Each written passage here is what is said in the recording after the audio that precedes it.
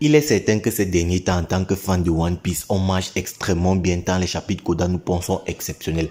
Alors c'est vrai que pour moi, ce chapitre 1139 de One Piece n'est pas à la hauteur du 1138, tant le 1138 était pragmatique, concis, il était juste incroyable de bout en bout. C'est simple, moi je lui ai donné la note de 10 sur 10 et pour ceux qui me suivent depuis le début, vous savez à quel point pour moi il est dur de donner une note de 10 sur 10 à un chapitre de One Piece parce que pour moi j'ai toujours trouvé que Oda pouvait faire clairement mieux. Mais pour le chapitre 1138, franchement, je lui ai donné la note de 10 sur 10 parce qu'il n'y avait rien à redire. Et pour ne rien vous cacher, la semaine dernière, j'avais enregistré une partie de l'analyse et la revue de ce magnifique chapitre 1138 de One Piece. Mais lorsque je m'étais référé au stade de la chaîne, je m'étais dit, et puis zut, à quoi bon?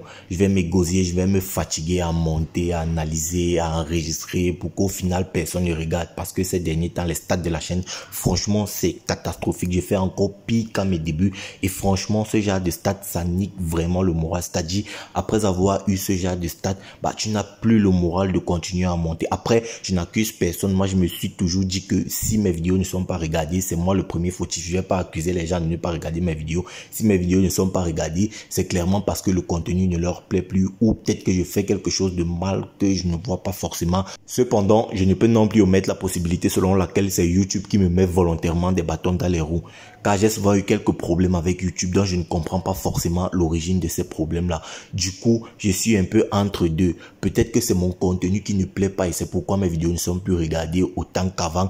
Peut-être aussi de l'autre côté que c'est YouTube qui me met directement volontairement des bâtons dans les roues. Après, le problème de mon contenu, bon, je trouve un peu ça bizarre parce que j'ai des abonnés qui m'envoient des messages, je suis fan de toi et tout. Comme par exemple dans la dernière vidéo sur l'univers de One Piece que j'ai sorti, j'ai eu 2 abonnés qui m'ont envoyé de magnifiques messages, qui sont fans et tout et tout. Ça fait extrêmement plaisir, mais au vu des stats de la chaîne, franchement, ça n'encourage pas. Et puis c'est extrêmement dommage au vu des magnifiques chapitres qu'on a actuellement dans l'univers de One Piece. Il y a énormément de contenu à produire, mais franchement, les stats, franchement, ça n'encourage pas. C'est vrai que je passe souvent le genre à trop parler de stats. C'est vrai que lorsque j'ai des stats qui ne sont pas forcément bonnes, je ne parle pas trop souvent. Mais là, pour le coup, franchement, ça m'a off. Franchement, ça m'a épuisé, mais de fou furieux. Et même concernant l'univers de Naruto, il y a énormément de sujets à traiter. Mais force est de constater que voilà, avec les stats de la chaîne, ça me mine vraiment, mais vraiment le moral. Mais bref, on ne va pas continuer dans cette négativité plus longtemps. On va entrer en plein dans l'analyse et la revue ce chapitre 1139 de One Piece qui se nomme Marche Montagne. Alors, comme je l'ai dit, ce chapitre 1139 de One Piece, il n'était peut-être pas à la hauteur du 1138, mais je trouve quand même qu'il était assez bon. Pour moi, je lui donnerais la note de 6,5 sur 10. Bon, allez, juste pour la révélation du personnage de Scooper Gaban, on va dire 7 sur 10. C'était un très très bon chapitre, ce chapitre 1139 de One Piece. Bon, pas très très bon, c'était un bon chapitre, donc 7 sur 10 comme je l'ai dit. Le chapitre 1139 continue à suivre directement la trame de ce qui se passe sur cette île d'Elbaf. En effet, on retrouve le groupe de Luffy, c'est-à-dire Luffy, Zoro, Nami et Rod qui sont toujours au château d'Elbaf en train de chercher la clé pour libérer Loki de ses chaînes. Malheureusement pour eux, ni Rod ni les gardiens du château ne savent où est cachée la clé qui permet de libérer Loki de ses chaînes. Après, j'ai envie de dire c'est complètement normal et logique parce que tu ne vas pas laisser à disposition du premier venu la clé qui permet de libérer le plus grand criminel qu'Elbaf n'ait jamais connu de son histoire. Franchement, c'est complètement logique et normal que cette clé soit aussi difficile d'accès. Cependant, Rod va nous apprendre que Jarl et les doyens d'Elbaf savent certainement où est cachée cette clé, mais ils ne se risqueraient jamais à dévoiler à qui que ce soit l'emplacement de cette clé, car après tout, Loki reste quand même un grand criminel pour l'île d'Elbaf qui a porté presque à feu et à sang toute l'île d'Elbaf, qui a battu presque tous les guerriers combattants de cette île d'Elbaf et dont il a fallu de l'intervention de l'empereur Shanks le Roux pour l'arrêter. Donc, pour l'île d'Elbaf, Loki reste quand même quelqu'un de très très très dangereux. C'est pourquoi sa clé est aussi difficile d'accès et c'est pourquoi le conseil d'Elbaf a jugé nécessaire de garder cette clé cachée. Après, je me dis quand même quelque chose. Le conseil d'Elbaf a jugé pertinent de laisser la clé qui permet de libérer l'un des plus grands criminels qu'Elbaf ait jamais connu dans un château abandonné, même si c'est le château royal. Franchement, pour moi, ça ne tient pas la route, je vous le dis. Pour moi, il y a forcément quelque chose avec ça. Après, oui, vous allez me dire que c'est caché, il faut enclencher un mécanisme pour découvrir cette clé et tout et tout. Franchement, pour moi, même si, voilà, il y a des choses à faire pour découvrir cette clé, même s'il faut faire des recherches, il faut faire des recherches. Et quand on voit comment Gaban a fait pour découvrir l'emplacement de cette clé, bah forcément moi je me dis que ce n'est pas normal parce que on parle quand même là du plus grand criminel qu'Elbaf ait connu. Et voilà quoi. Moi ça me semble juste suspect. Moi je souligne juste ce point-là. Après on verra ce qu'il en est dans les chapitres prochains. Mais pour moi il y a clairement quelque chose par rapport à ça, sûrement dont on découvrira les tenants et aboutissants dans les chapitres prochains. Comme je l'ai dit un peu plus tôt, les Mgora sont donc entrés dans la salle du trône d'Elbaf. Et sur la salle du trône, ils ont trouvé assis sur le trône du roi, le légendaire personnage que tout le monde attendait, le personnage de Scopper Gaban, ce personnage qui causait avec Crocus au Cap des Jumeaux du dos, je crois que c'était au chapitre 700 quelque chose, je me souviens plus exactement, bref. Donc, ce personnage c'est clairement Scopper Gaban, et là, ça change énormément de choses parce que le personnage de Scopper Gaban, c'est quand même un personnage que beaucoup attendent. Et donc, on va essayer de décortiquer ce qu'il en est de la découverte de ce personnage de Scopper Gaban. Bon, déjà, la première chose qu'on apprend concernant ce personnage de Scopper Gaban sur cette île d'Elbaf, c'est qu'il ne se fait pas appeler Gaban, mais plutôt Yassan. Bon, je pense que si le personnage de Gaban se fait appeler Yassan, c'est clairement parce qu'il veut changer d'identité et mener une fin de vie paisible.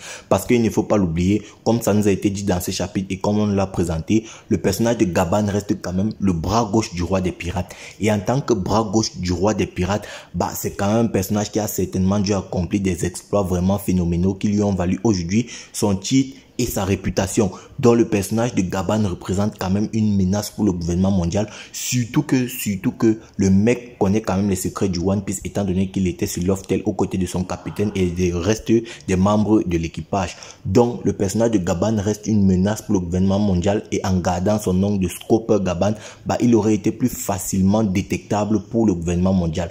Donc je pense que s'il s'est rendu sur Elbaf, une île non gouvernementale, et en plus il a changé de nom, c'est pour être indétectable, ou en tout cas pas facilement détectable pour le gouvernement mondial. Je pense que là, c'est clair. Maintenant, la deuxième chose qu'on apprend concernant ce personnage de Scopper Gaban, cette île d'Elbaf, eh bien, c'est la raison de sa présence dans ce château royal d'Elbaf. Étant donné qu'on apprend que si Gaban s'est rendu sur ce château royal, c'est parce qu'il a senti et il a perçu un acquis vraiment dangereux dans ce château royal. Et là, franchement, les gars, il faut qu'on en parle. Gaban aurait donc perçu le acquis de Fangs le Fou. Bon, ça va, Shamrock si vous voulez. Mais moi, je trouve que Fangs le Fou fait quand même beaucoup plus classe que Shamrock. Mais bref, ce serait cette raison-là qui l'aurait donc poussé à se rendre sur le château. Donc, Gaban vient dans le château royal d'Elbaf pour affronter Fangs le Fou. Comme je l'ai dit, énormément de choses à dire. Alors, si ce acquis était aussi menaçant au point d'alerter un personnage du calibre de Scopper Gaban, qui, je le rappelle, nous a été présenté dans ce chapitre comme étant le bras gauche du roi des pirates, on nous a même dit dans ce chapitre 1139 de One Piece que Gaban était du niveau de Roger et de Rayleigh. Alors, cela voudrait juste dire que le personnage de Shamrock a un niveau de fou. Et pour moi, c'est clairement un niveau Yonko. Parce que les gars, franchement, je ne vois pas comment ça pourrait être autrement. Pour moi, le personnage de Fangs le Fou, Shamrock Figalan, c'est un personnage du niveau Yonko au vu de sa prestance, de son charisme. Alors, ce n'est clairement pas à cause de ça que pour moi, c'est un personnage du niveau Yonko. C'est juste à cause du scénario. Rien que de par le scénario, pour moi, ce personnage est clairement du niveau Yonko. Parce que je vois mal un personnage du calibre de Scopper Gaban se déplacer pour Queen, pour King ou pour je ne sais pas quoi. C'est clairement, à mon avis, un niveau Yonko, le personnage de Shamrock Figalan. Alors, je vais certainement m'attirer des ennemis. Pour moi, franchement, je trouve que le personnage de Shamrock Figalan est beaucoup plus stylé que le personnage de Shanks. C'est vrai qu'il n'a eu que 2-3 interventions dans l'univers de One Piece comparé à Shanks qui, voilà, il a vraiment des feats exceptionnels. On se rappelle son stop sur Akainu sur Marineford, le sauvetage de Luffy, entre autres. Bref, le personnage de Shanks a des feats vraiment incroyables. Mais pour moi, rien que dans la façon de parler arrogante, c'est-à-dire tu sens le bail d'un vrai ennemi, d'un vrai antagoniste, d'un vrai méchant. Pour moi, le personnage de Shamrock, franchement, moi je le kiffe plus que le personnage de Shanks. Je suis désolé. Alors, je n'ai absolument pas dit qu'il est plus puissant que le personnage de Shanks, parce que pour moi, dans la hiérarchie des épéistes, Mihawk reste premier, Shanks pour moi est certainement deuxième, et avec l'introduction du personnage de Shamrock, je pense qu'il est troisième, et Garling, à cause de la vieillesse, est certainement actuellement quatrième en termes d'épéistes les plus puissants dans l'univers de One Piece. Enfin, lorsque je dis Garling quatrième, bon, c'est, voilà, étant donné que j'ai déjà fait un top, mais c'est juste une façon de parler. En tout cas, lorsque je parle, c'est en fonction des humains, j'ignore un peu les grossiers et tout, mais c'est un peu ça mon classement. Mais qu'à cela ne tienne, le personnage de Shamrock, franchement, c'est un personnage qui m'a franchement, voilà, j'adore juste. tout ce que je peux dire, c'est que je kiffe franchement le personnage de Shamrock. Et franchement, c'est l'un de mes personnages favoris dans l'univers de One Piece. Parce que franchement, voilà, il dégage vraiment un truc. Et d'ailleurs, j'aimerais souligner que dans son caractère, on retrouve un peu du Mihawk, c'est-à-dire de la suffisance et tout. Ah, voilà, pour moi, le personnage de Shamrock, j'ai vraiment un gros kiff sur lui. On apprend aussi que Gaban serait le mari ou le partenaire de Ripley. Bon, je pense que ça diffère en fonction de la traduction, mais je pense que ce qui a été dit, ce qui voulait être dit là par Rhodes, c'est que Gaban est le partenaire de Ripley, parce que plus bas dans le chapitre, on a un Gaban qui nous dira que se marier avec une géante n'est vraiment pas l'idéal, étant donné que les géants vieillissent beaucoup moins vite. Donc Gaban va nous apprendre que Ripley a 80 ans et lui, il est un peu plus jeune que Ripley. Alors plus jeune, on ne sait pas, peut-être il a 79 ans, peut-être il a 78 comme Rayleigh ou bien comme Gab. On ne connaît pas l'âge exact de Gaban, en tout cas ça nous a pas été dit. Et comme on sait que par rapport à la perspective des géants, 80 ans représente l'âge adulte relatif aux humains, du coup Ripley aujourd'hui à 80 ans serait pour les géants une jeune adulte. Et là il y a déjà un truc de bizarre concernant le couple Ripley-Gaban, étant donné que tu as un vieux. Déjà, quelle que soit la perspective qu'on prend, il y a quelque chose qui ne va pas, parce que on sait aujourd'hui que Gaban a rencontré Ripley il y a 20 ans. Et donc il y a 20 ans, par rapport à la perspective des géants, Ripley n'était qu'une ado. Et là, tu as un vieux mec de plus de 40 ans qui s'était mis en couple avec une ado et qui était même allé jusqu'à faire un enfant. Bref, Gaban, on va s'arrêter là, on va pas aller plus loin. Ça nous apprend aussi dans ce chapitre que le métissage a donné naissance à de nombreuses races telles les boucaniers, les longs membres, les Dosundada et les Wotans. Par la suite, il va ajouter que son fils Korong a plus de sang de géant que d'humain, ce qui expliquerait le fait qu'aujourd'hui Korong serait plus géant qu'humain. Alors, d'après ce que je comprends par rapport à ce qui a été dit par Gaban, par rapport à cette histoire de métissage, c'est que si aujourd'hui un géant s'accouple avec un humain, ça peut donner à la fois un humain, un boucanier ou un géant. C'est en fonction de la prédominance du sang. Et donc si l'enfant né de l'union d'un géant et d'un humain a plus de sang d'humain que de géant, l'enfant sera humain. S'il a autant de sang d'humain que de géant, l'enfant sera boucanier. Et s'il a plus de sang de géant que d'humain, l'enfant sera géant. C'est ce que j'ai compris par rapport à cette partie. Maintenant, on peut aussi se poser la question de la race de Big Mom. Est-ce une boucanière? Après, vous allez me dire qu'on a déjà vu les parents de Big Mom dans le manga. Franchement, les gars, moi, je vais pas vous mentir. Je ne pense absolument pas que ces parents-là soient les parents biologiques de Big Mom. Pour moi, ce sont des parents adoptifs, parce que je ne vois pas comment des humains pourraient donner naissance à un enfant aussi grand. Big Mom est presque une géante. Donc, pour moi, Big Mom, c'est une boucanière. Alors, pour moi, personnellement, je pense que ces parents-là étaient des parents adoptifs pour Big Mom. Ce n'étaient pas ses parents biologiques.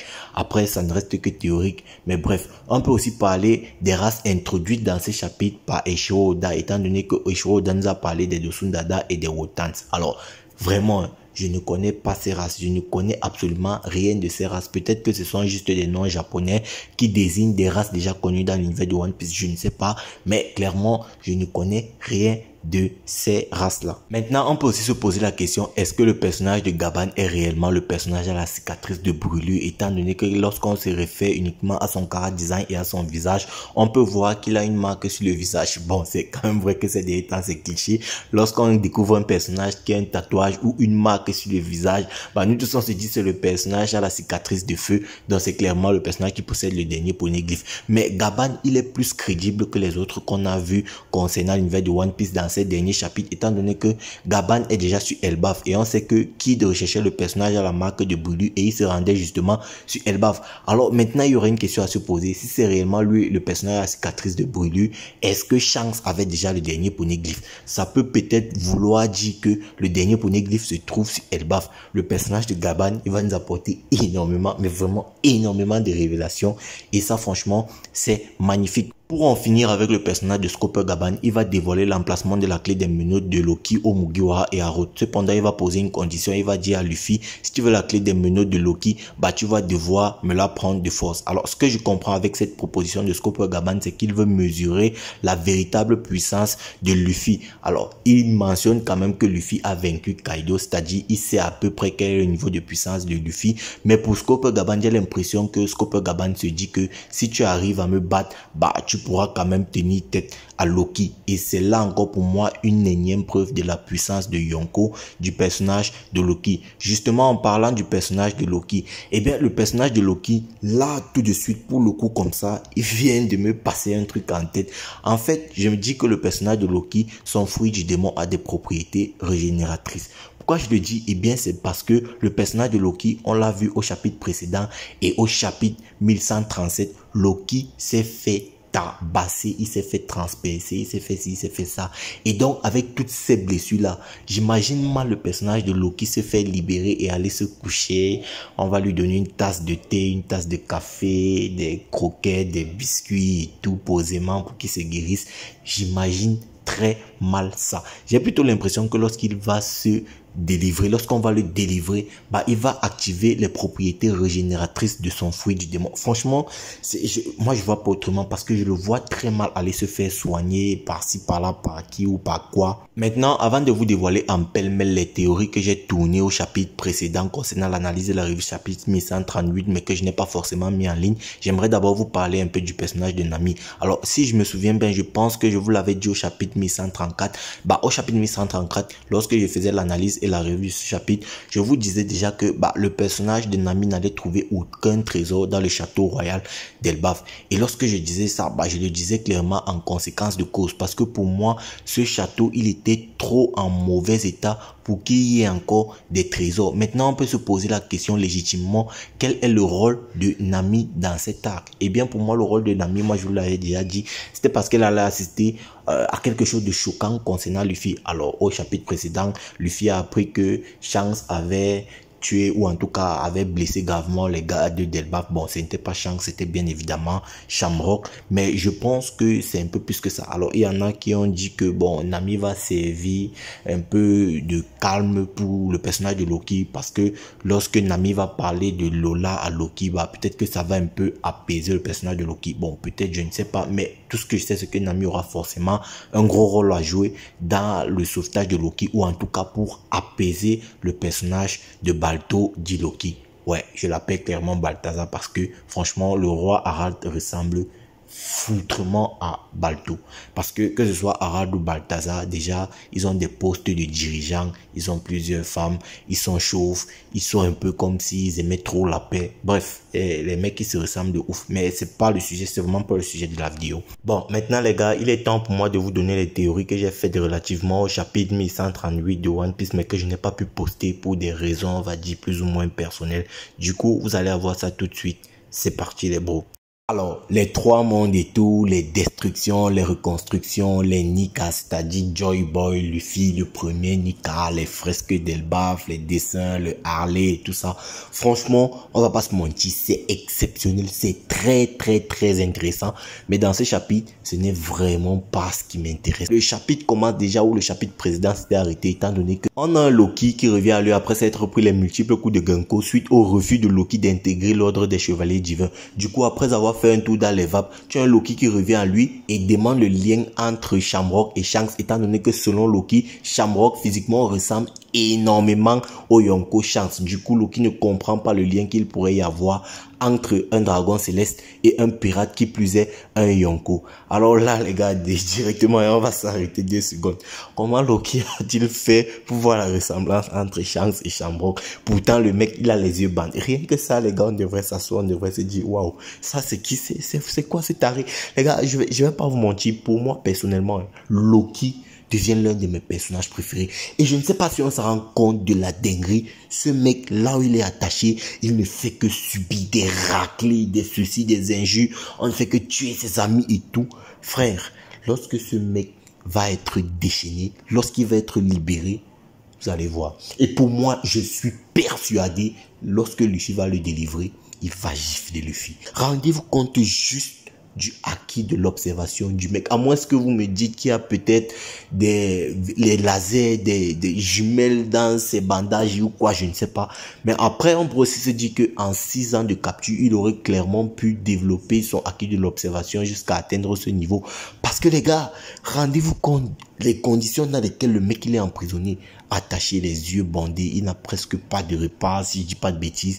Le mec est là depuis 6 ans, attaché comme une bête de foie, pire même qu'une bête de foire et il ne fait que subir des assauts. Déjà au chapitre précédent, on avait une Gunko qui à chaque fois qu'elle attaquait Loki arrivait un peu à anticiper. En fait, même pas un peu, il arrivait complètement à anticiper les attaques de Gunko, mais le fait que Loki était attaché, ça l'empêchait complètement de réagir. Du coup, Gunko pouvait le frapper encore et encore. Et déjà remarquez un truc, Loki, il est attaché de la même façon que Big Mom, lorsque Big Mom a été repêché par Queen, lorsque Big Mom était sur Wano et tout. D'ailleurs, concernant cet aspect, j'ai une remarque à faire. On est bien d'accord, Loki est actuellement entravé par des menottes en granit marin. Le granit marin qui est justement une matière conçue pour entraver les mangeurs de fruits du démon. Donc Loki est actuellement entravé par des menottes en granit marin et c'est normal qu'il se sente impuissant face aux menottes en granit marin étant donné qu'on a appris récemment qu'il a mangé le fruit du démon de son père après l'avoir tué. Tout comme Big Mom qui elle aussi elle avait mangé un fruit du démon, du coup elle ne pouvait absolument rien faire face aux menottes en granit marin sur le pays des rois lorsque Queen l'avait capturé. Maintenant j'ai une question à vous poser. Pourquoi est-ce que Loki, tout comme Big Mom, tout comme Garp, n'utilise pas de haki pour se défaire des menottes en granit marin et se libérer? Parce que ça, c'est un truc que moi, je comprends pas. Étant donné qu'on sait que le granit marin est efficace uniquement sur les mangeurs de fruits du démon. Garp, lui, n'a pas mangé de fruits du démon. Et que ce soit Big Mom ou Loki, je pense que les deux maîtrisent un haki de fou. Mais pourquoi est-ce qu'ils n'utilisent pas leur haki pour se libérer des menottes en granit marin? Ça, c'est une question que moi, je n'ai jamais compris. Alors là, c'est pour entrer dans la puissance de Loki. C'est pourquoi depuis je fais une comparaison entre la façon dont Loki est entravé actuellement sur Elbaf et la façon dont Big Mom était entravé sur Wano. Les deux personnages sont entravés presque avec le même nombre de chaînes, mais tu les vois là, ils dégagent toujours une certaine puissance, une certaine aura, une certaine présence qui est vraiment impossible à ne pas remarquer. Justement, même si on sait que bon, c'est quand même, voilà, ils sont quand même entravés par les menottes en granit marin, mais tu sens toujours quand même leur présence. Alors, c'est pourquoi, comme je vous l'ai dit, je suis en train de faire une comparaison entre Loki et Big Mom parce que, à mon avis, les gars, moi, je vais pas vous mentir, Loki, franchement, c'est un niveau Yonko, il n'y a rien à dire. Justement, pour continuer avec le personnage de Loki, on sait qu'il est directement impliqué dans la mort de son père, le roi Harald. À mon avis, il y a un vrai mystère derrière la mort du roi Harald que je vais essayer d'élucider dans cette vidéo. En effet, moi, je me pose une question. Comment est-ce que les membres du gouvernement mondial font-ils pour se téléporter directement via leur cercle, un peu de partout? Pour moi, ce n'est pas qu'ils sont tant capables de se téléporter là où ils veulent via ce cercle-là, parce que si ça avait été le cas, ils auraient résolu énormément de problèmes dans l'univers de One Piece, tel peut-être ils auraient réussi à tuer Luffy le plus tôt possible, ou en tout cas avant qu'il n'obtienne sa forme du Gear qui le rend actuellement ultra puissant. Donc c'est l'un des problèmes qu'ils auraient absolument pu résoudre s'ils avaient réellement la capacité de se téléporter où ils veulent via leur téléportation assez mystérieuse. Et vous allez me dire, c'est quoi le lien avec la mort du roi Harald? À mon avis, Loki a réellement tué son père, le roi Harald. Et pourquoi pour moi Loki a réellement tué son père, le roi Harald? Eh bien pour moi, le roi Harald était directement en contact avec le GM. Ce que je veux dire, c'est que si le GM arrive à se téléporter aussi aisément d'un endroit à un autre du monde entier, c'est parce qu'ils y ont préalablement déposé un repère. Parce que franchement, je ne crois absolument pas qu'ils sont capables de se téléporter où ils veulent et quand ils veulent. Parce que si c'était le cas, ils auraient réellement pu résoudre énormément de problèmes aujourd'hui dans l'univers de One Piece. Surtout qu'on sait qu'il y a énormément d'entraves, surtout concernant les pirates pour le gouvernement mondial. Donc à mon avis, si des repères il y a aujourd'hui dans la salle du trône d'Elbaf, bah ce repère il a dû être déposé par le roi Harald. Et Loki a donc dû certainement constater la trahison de son père, le roi Harald, vis-à-vis de son peuple. Parce que j'ai vu cette théorie circuler. Beaucoup de gens suspectent le roi Harald d'être un traître pour le royaume d'Elbaf, pour tout Elbaf. Et justement, donc, à mon avis, Loki a donc dû suspecter cette trahison et il n'a donc pas pu s'y faire. C'est pourquoi il y a eu un combat entre Loki et le roi Harald et certainement suite à ce combat, le roi Harald est juste mort. Et donc, c'est pourquoi je pense que Loki a réellement tué son père. Et il y a un truc que les géants d'Elbaf ne comprennent pas. À mon avis, les géants d'Elbaf étaient tellement matrixés par le roi Harald. C'est pourquoi aujourd'hui, ils pensent que le roi Harald était le meilleur roi que Elbaf n'ait jamais connu. Très souvent dans l'univers de One Piece, on peut le remarquer à chaque fois qu'on te dit qu'un roi était le meilleur, le plus bon et tout ça. Franchement, il y a toujours un délit de corruption derrière et je pense que avec le roi Harald, c'était pareil. Certainement, donc, les habitants d'Elbaf ne se doutent pas de ce qui se passe directement avec le roi Harald, ne se doutent pas que le roi Harald a été acheté par le gouvernement mondial et c'est donc pourquoi Loki l'a certainement tué. Et si je parle de repères, c'est parce que pour moi, sur Egghead, normalement, s'ils avaient pu se téléporter de partout, normalement, Saturne aurait dû directement apparaître sur Eket. S'il ne l'a pas fait, bah, c'est parce qu'il n'y avait pas préalablement des repères, parce qu'à mon avis, le gouvernement mondial, en tout cas, les guerriers du gouvernement mondial n'y avaient jamais déposé pied. Maintenant, c'est lorsque Saturne a posé son pied directement sur Eket qu'il a pu téléporter maintenant les autres membres du Gorosei là-bas. Et je pense que le roi Haraldon avait l'habitude de faire des transactions, en tout cas de recevoir les membres du gouvernement mondial dans la salle du trône d'Elbaf. Et c'est donc comme ça qu'il a pu y avoir ces repères permettant au chevalier divin de se téléporter directement dans cette salle au trône.